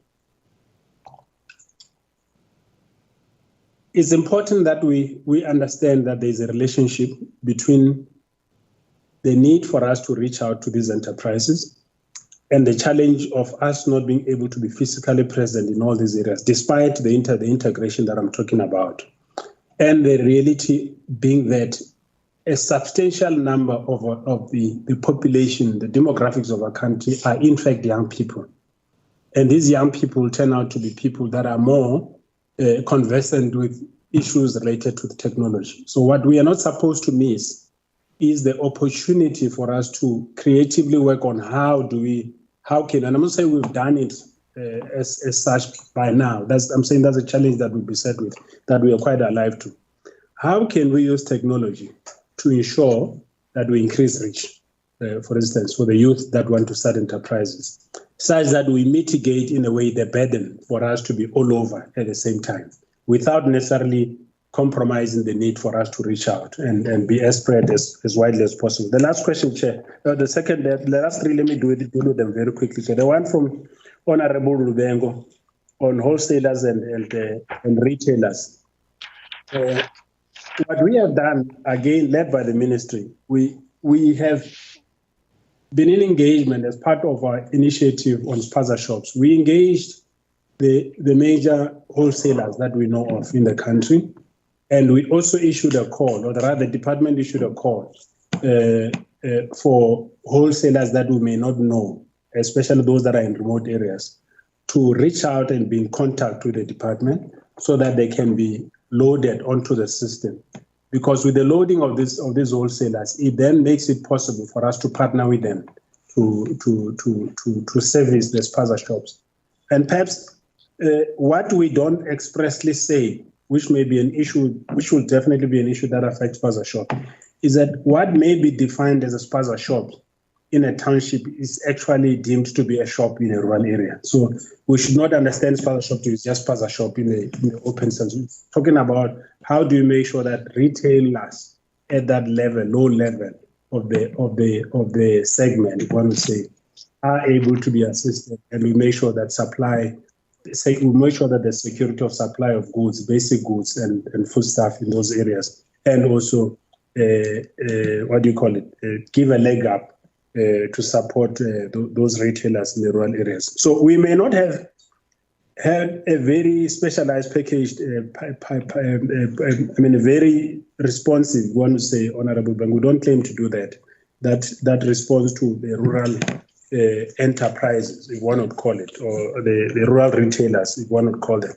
So our special measure would be through this program that we're talking about, that is dressed as spaza shops, but at the same time, is through this partnership that we're talking about in terms of our outreach. And as we've always said to the honorable committee members, we would always appreciate us being fed with information by honorable members on enterprises and possible applicants that we need to assist. We will not stop from assisting those. It makes our work easier if we are in fact pointed to particular enterprises. It is possible that in outreach, either the retailers have not gotten the message, or we were not able, within the limits of our capacity, to be able to cover everyone. Honorable Jacobs raised a number of issues relating to preventing fraud and ensuring the money goes to the poor. Without being pedantic, we of course, in the nature of the work that we do, we will come across those that want to take a chance. So fortunately enough, so far, we've not picked any, which seems to suggest that although we've made our systems a bit more flexible and accommodative of people, we have not seemed to expose ourselves acutely or adversely to chances of fraud. So we have not experienced that, as one would say, but definitely the issue about ensuring that the money gets to the poor, as you indicated, relates to how we're rolling out the programs. The grant fund issue, I would also leave it to the CEO and the team to assist in terms of unpacking that. Expanding to other banks, it was not our choice to get into the space with Nedbank. It was because of the rate at which the banks were responding. The other banks were responding. They will give details on who else has come on board now. ABSA did in fact respond at some point to engage with us. They'll give you more detail precisely on who's on and who's coming on board to work with us. The experience of a Standard Bank, the 6 weeks turnaround, I think it may be differentiated. It probably has to do. Remember, with Standard Bank, you're talking about cases where when a person walks in to apply for that facility, you're talking about a client that is already within their system, and I think it impacts partly on what it relates partly to what the Honourable Bele raised, which I'll still come to. So with Standard Bank, ordinarily, with people that come to apply for us, we have zero information. We have no single, so to use an informal word, casual word. So we don't have any, ordinarily we would not have information on that client. So we are like sort of 2 steps or three steps behind players like Standard Bank. We have to start from scratch, getting that information and run on and so on. So, but ours, as I said, before COVID, we had set ourselves a turnaround time of 4 weeks. After COVID, it is the sheer numbers that hit us. It was not possible for us to respond to everybody. What we are doing as sefa, as a board, we've directed our team to document the lessons learned from COVID. What we know, there were small interventions that we did as a board to make it possible for the executive team to respond and get more efficiencies in terms of turnaround. And it had to do with just taking off some of the barriers and guided by the executives, those things that perhaps would have seemed to be part of normal business, but COVID got us to realize that they're not necessarily critical steps that we have to keep in our system. So the sefa system itself has been rejigged slightly because of that. And it has given us better agility, if you want to put it that way. But as I say, we are documenting the lessons learned, which we believe ordinarily would feed back anyway into our strategy and operational processes. We would have to amend our operational procedures in some instances. As we said, we have to supplement that with the digitization initiatives. We will announce in future what the kind of work that we're doing on digitization, which will help us in terms of becoming more efficient as an organization. Honorable Mbele raised a matter that perhaps the DG might be able to respond better to, which relates to perhaps much more better clarity that I may not be aware of around the standard loan guarantee scheme. Ordinarily, the work that we do with the ministry, I think the minister's report in the past, if I'm not mistaken, if I recall, that we do have regular engagements between us and the minister, ourselves and SEDA. And ordinarily, as part of COVID and the other issues, we would have discussed and would have made inputs on what is supposed to happen on the work that happened within the ecosystem. So the final packaging, of course, is something that happened between the Treasury and the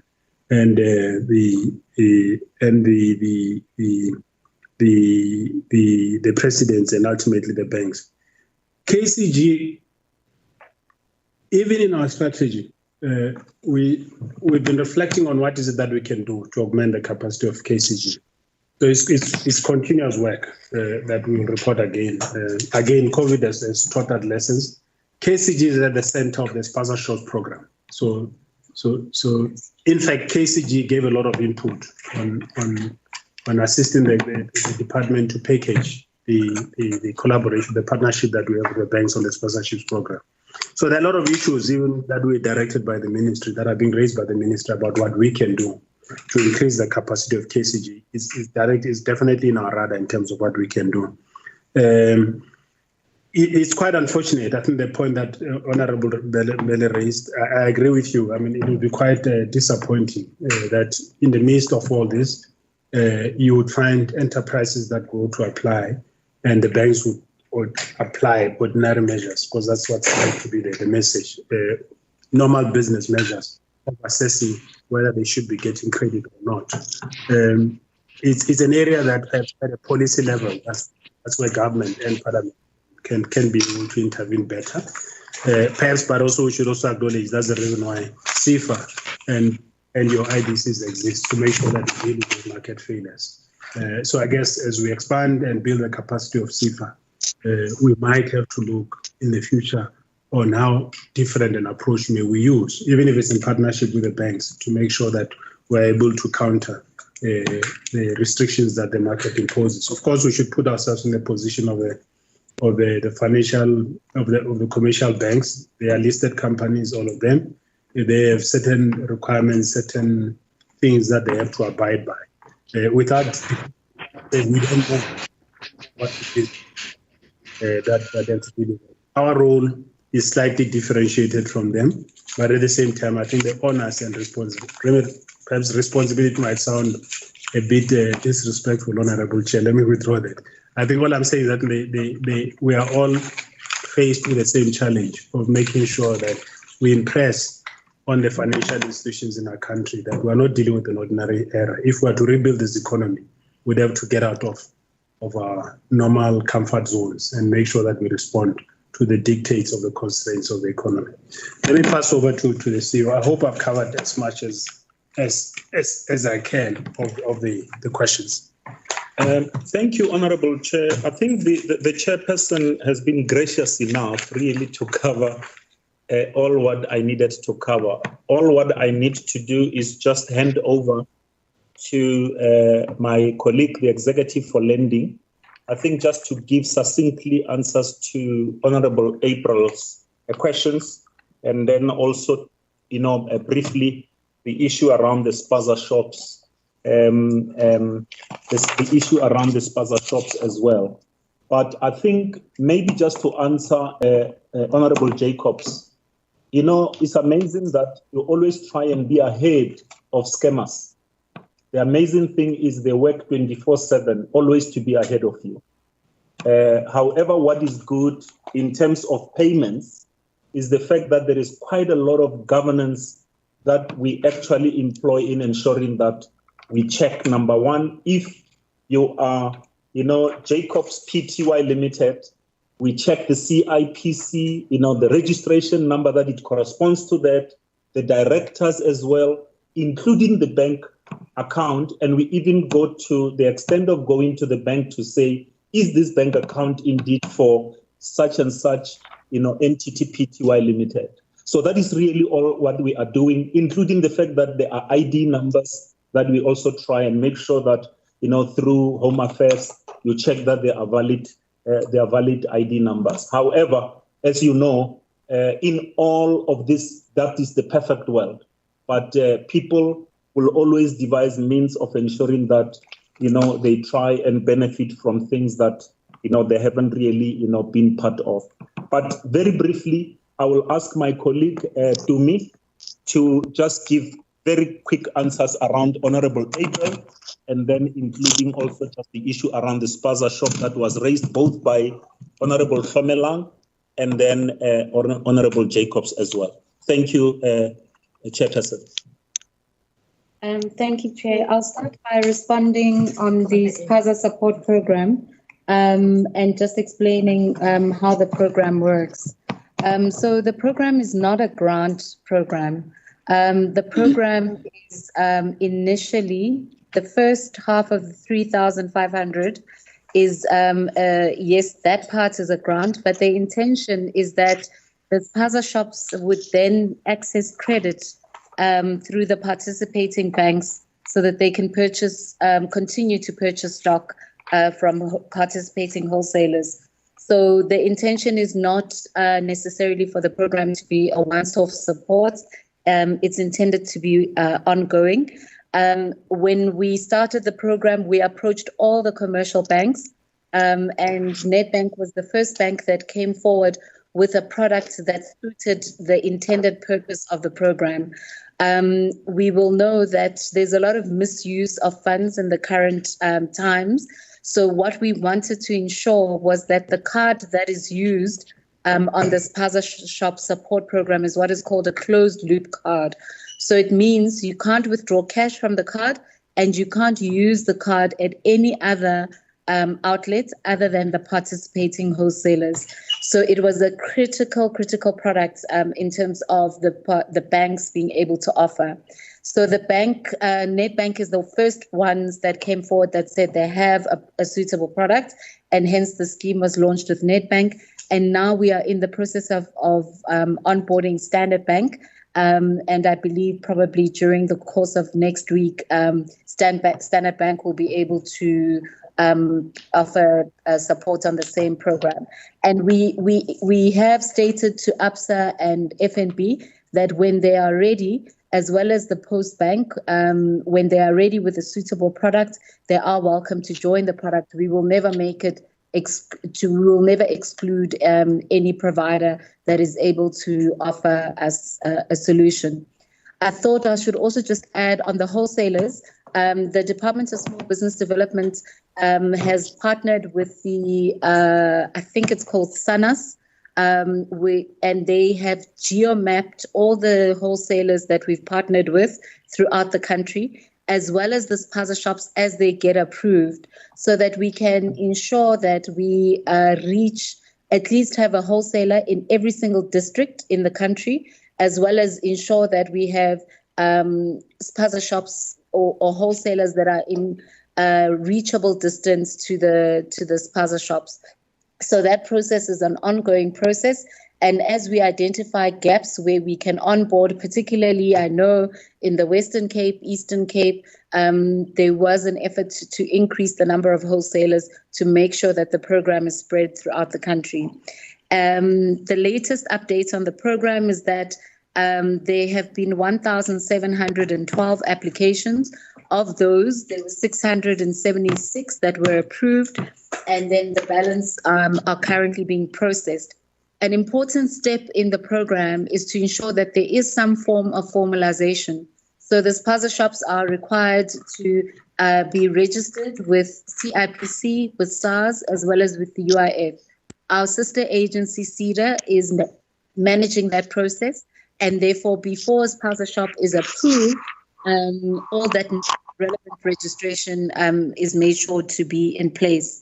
So I think that covers all the questions on the spaza support program. Perhaps if I can turn, Chair, to Honourable April's questions. Honourable April asked about why the direct lending channel starts at 50,000 Rand instead of 500 Rand. The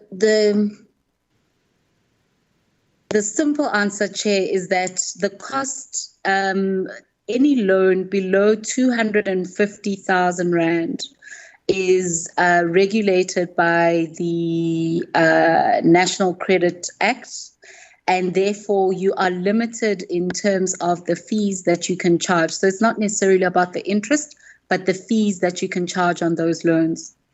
And the method which SEFA uses to assess loans is a highly manual method, which makes it more expensive. SEFA is undergoing a process, as the chair of the board of SEFA chairs has indicated, to automate certain processes in SEFA.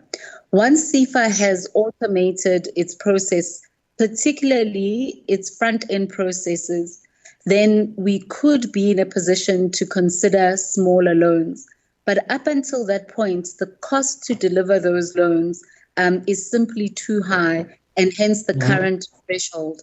It is an urgent program that is not only on the radar of the board of SEFA, but also the management team of SEFA. And we believe that in the next couple of months, we will be able to show good progress on that. And I also want to emphasize that it does not necessarily mean that when an SMME goes to an intermediary, they get charged more than what they would be charged at SEFA from an interest rate perspective.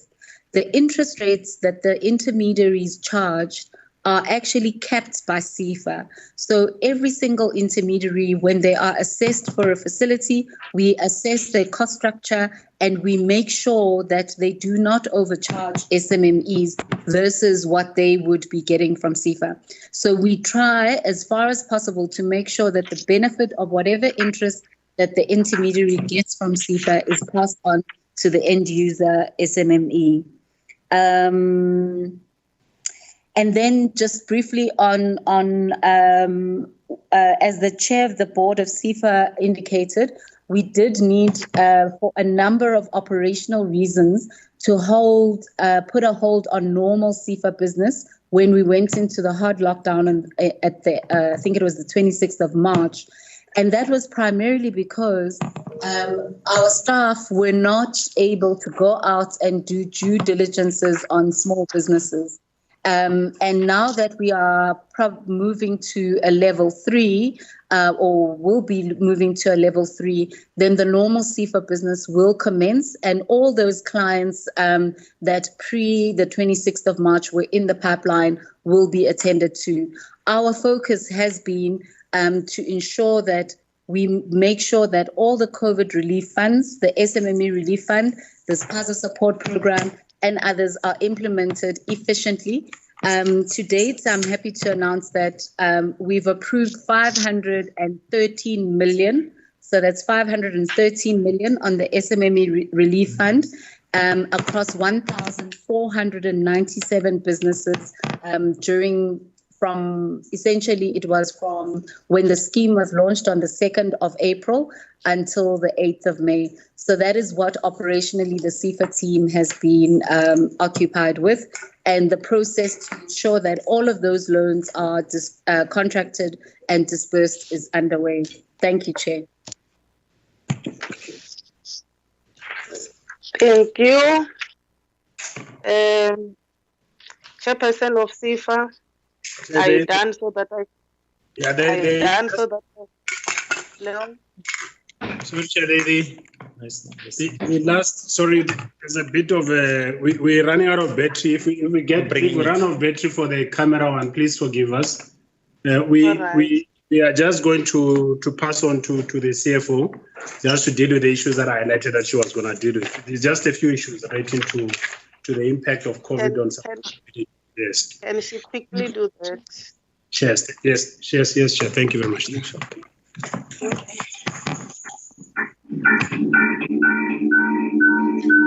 Got a camera on. Okay. It's fine, she has a camera on. You're just waiting to mute so that you mute this one. Yeah. No, the volume on your laptop.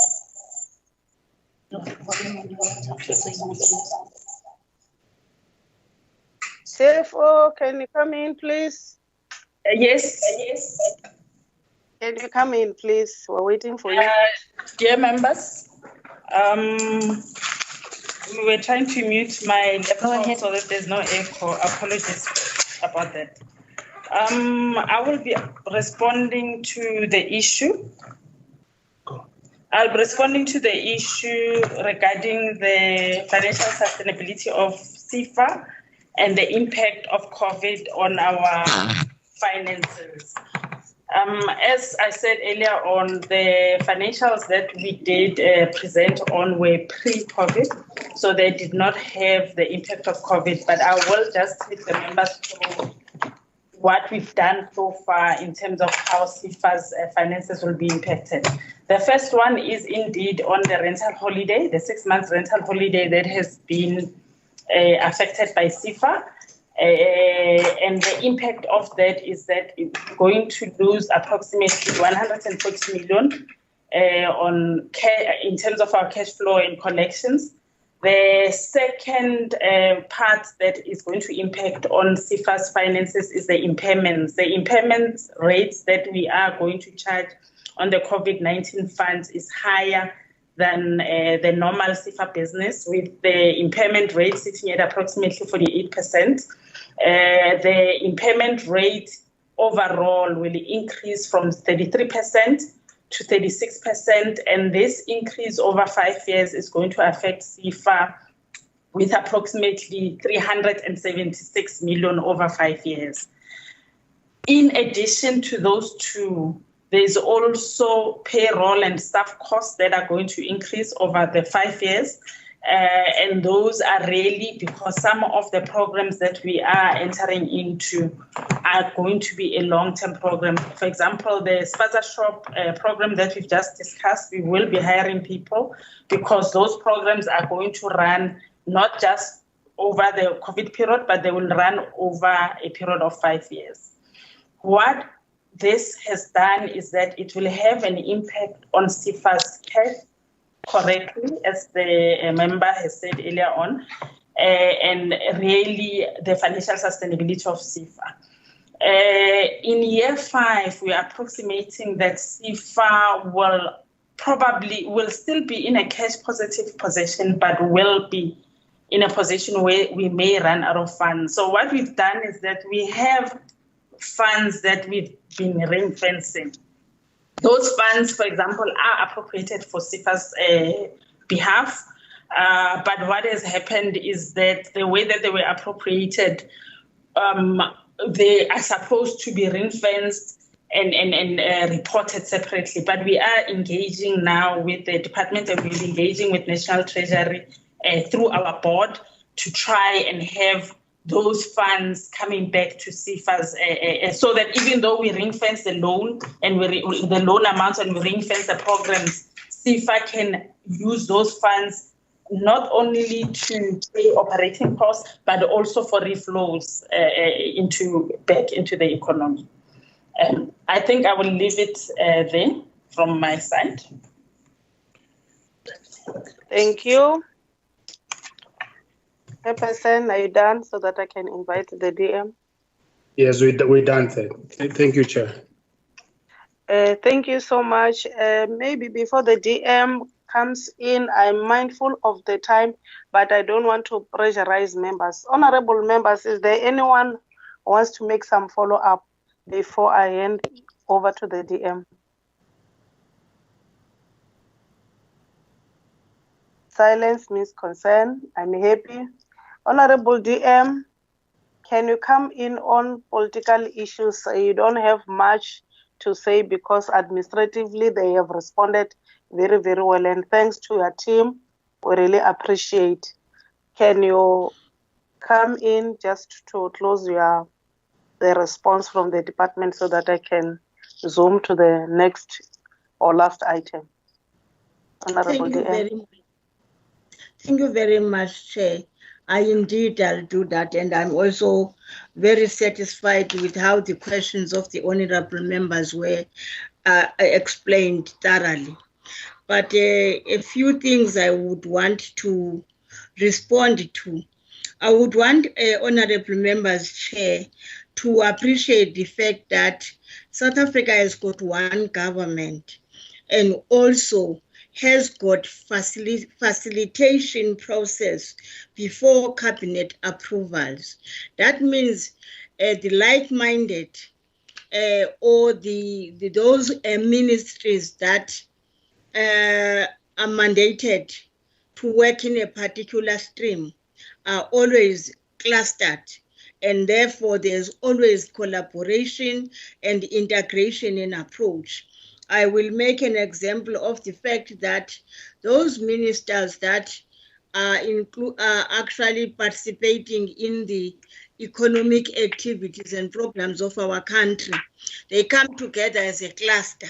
And therefore the issue of BEE cannot be an issue of small business development or ministry or any other, but all those that deal with the economy.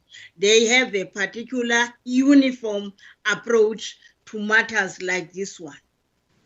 So the answer given for me is correct, but you can't then want DSBD to do something that tourism is not going to do, or minerals and energy will not do. So there is a uniform approach in implementation of our policies. Your heart went deep into the issues of the underprivileged, your township, your rural, your peri-urban. But as I can see the energy we have to implement all these programs that will alleviate this, with this partnership being a priority, we must please, as honorable members, Chair, attend to these areas to work with local municipalities, their LED offices, because while the opportunity is open, they can't access it because they don't have what it takes as a compliance. This is very serious because checking local municipalities, there was no database for spather shops. And as today, when spather shops, you will find that that office has not yet opened since the COVID-19. You will find that they don't have this document, and the minister has come clearly that such spather shops must be taken through. They mustn't be driven away because they don't have the compliance requirements. They must be assisted. That's why it is important, therefore, that I'm very happy that if you get a report from the acting DG Lindokuhle, or you get it from the chair or of SIDA or SEFA, CEO, they are almost the same. because COVID has taught us to integrate when we plan and to have work streams to scrutinize and interrogate how we are going to approach a particular matter. But Chair, I've sent an SMS to you by permission of the Minister that you can announce that those who missed the first coach in terms of pitching for what is required, essential food or hygiene or anything that will be used in response of COVID, the extension has been made. So those companies which qualify and felt they were excluded because it was closed before they could apply, they can do so today because it is open, but they get the details from the website of the department. I therefore would want to say, I fully agree with everything and I'm very proud and I'm happy we went so well. But Tata Honorable Nyeni must also remember that the issues that is raised in terms of offices, those offices are inclusive of the issue of actually covering the country equally in terms of the incubators. And I think we were talking about Kwanongoma and Richards Bay distances not very long ago. So he knows, but at the same time, key to this, Mama Nkosazana Dlamini Zuma is very clear that this will be included in the implementation or is included in the implementation of the district development model, which will actually ensure equity of access to the resources of the country that will improve the lives of our people. With those words, I repeatedly want to say thank you very much for the opportunity and we welcome you. In fact, I haven't been seeing many members, but I've been seeing your beautiful forehead. I think you stay too much in houses of late. You are a law-abiding citizen. You stay home. Thank you very much for the meeting. Thank you, DM. Thank you, DM. Honorable members, thank you so much. I believe the response were encouraging to you. What I would like to indicate to you, DM, and your team, the issue of rurals on the issue of technology, it's a problem. I really appreciate the announcement or the message from the minister that you are extending those essentials so that members can apply. They must check on their website. But the difficulty is what one member has indicated. Sometimes our rural areas can't access those applications. So I believe we need to join hands and make sure that even during this difficult time, we've got constituent offices so that we can be able to assist our people, not evenly physically, but the way we are doing our things now. Because that's the worrying factor. If you hear all honorable members, they are crying about the outrage of this department. I also want to agree with you, DM. Let us practice it. Let us concretize the issue of offices. We must not just sing. We are having those LEDs departments in our municipalities. Can you please, through Proctor, request that SEFA must also have more offices? And I believe that will be a great strategy to reach out our people there. Yes, we are still staying at home, but we are working using this technology. So that's my humble appeal. And most of the things have been addressed and have been answered. But what I want to caution the department is that, are you happy about those rates. What is your take on the issue of high rates reflected or mentioned by most honorable members that the rates are high, and why can't our people apply direct instead of having a middleman in this process? I think if we can assist that the program outreach be reached by each and everyone, I appreciate the extension, and thanks to the department. Go and tell the minister that we are happy about the response, and we are looking forward to see the department moving with speed as promised by the captain of the board and his team. Thank you, honorable colleagues. Thank you, DM and your team. We believe we had a very progressive meeting. May you stay home and be safe. May God protect all of us until we meet again. Thank you. The meeting stands. Thank you, Chair. Thank you, Chairperson. Be safe, everybody. Thank you, Chair. Kaya. Thank you. Bye. Thank you, Chair. Thank you. Thank you, DM. Thank you very much. Thanks, DM. See you. Thank you, DM. Thank you, Thanks, Chair.